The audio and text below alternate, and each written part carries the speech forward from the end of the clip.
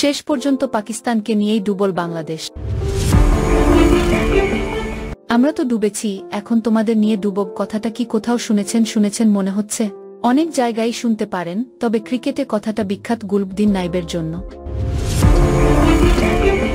2019 বিশ্বকাপের সময় তিনি ছিলেন আফগানিস্তান অধিনায়ক। বাংলাদেশ ম্যাচের আগেই তাদের বিদায় নিশ্চিত হয়ে গিয়েছিল, এরপর মাশরাফি বিন মুর্তজার দলকে নিয়েই ডুবতে চেয়েছিলেন গুলবদিন। তার ওই পুরনো কথাটা চাইলে আজকে আবার নতুন করে বলতে পারেন বাংলাদেশ অধিনায়ক নাজমুল হোসেনও। নিউজিল্যান্ডের বিপক্ষে 5 উইকেটের হারে বাংলাদেশের বিদায় নিশ্চিত হয়ে গেছে। বাংলাদেশের হারে নিশ্চিত হয়েছে পাকিস্তানের বিদায়ও। প্রথম 2 ম্যাচ হেরে খাদের কিনারায় পৌঁছে যাওয়া এবারের চ্যাম্পিয়ন্স ট্রফির আয়োজক পাকিস্তানের শেষ আশা ছিল বাংলাদেশ।